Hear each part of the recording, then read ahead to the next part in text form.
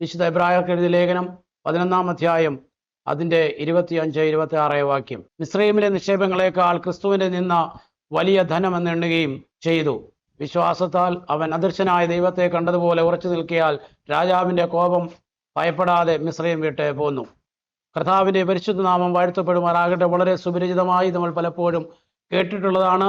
നമ്മുടെ ജീവിതത്തിൻ്റെതായിരിക്കുന്ന ഓരോ അനുഭവങ്ങളിലും മനുഷ്യൻ എപ്പോഴും ആഗ്രഹിക്കുന്നത് ഒരു നിക്ഷേപമാണ്.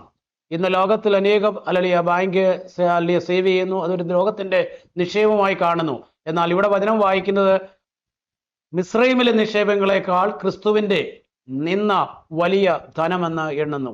ഇന്ന് പകൽക്കാലം ആ സ്വർഗീയ നിക്ഷേപമാണ് നമുക്ക് ഏറ്റവും ആവശ്യമായിരിക്കുന്നത്.